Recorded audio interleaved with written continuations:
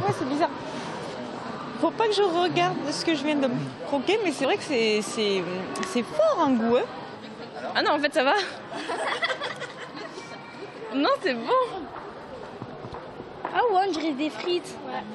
C'est surprenant parce que vraiment on se fait des idées que tout est fait et c'est dommage parce qu'en fait c'est bien. Un coup d'œil dans l'assiette et l'on comprend mieux le caractère exceptionnel de la dégustation organisée dans cet hypermarché de Blagnac.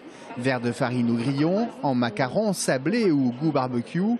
Depuis 2012, cette société toulousaine s'est spécialisée dans l'élevage et la commercialisation d'insectes comestibles. Jusqu'à samedi, ils sensibilisent les clients sur cette alternative à la viande sans qu'il soit question de faire la chasse à l'entrecôte. C'est vrai qu'on nous dit souvent ah là là, moi je mangerai ça qu'après la guerre atomique, une fois qu'on sera obligé de manger plus que ça.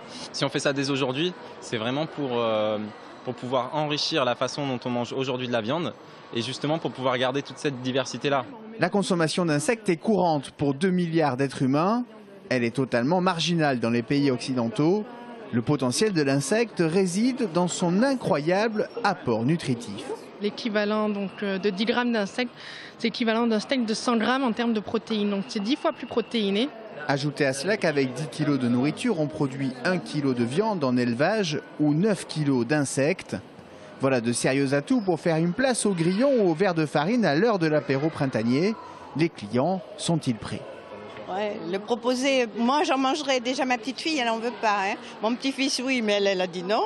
Ma fille elle est partie se cacher parce qu'elle n'en veut pas non plus. Alors le faire en cuisine peut-être pas quand même. Je mangerai.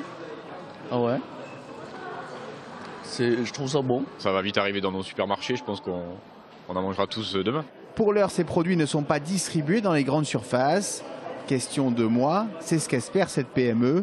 Le grillon pourrait bien devenir une partie intégrante de l'alimentation de ses enfants.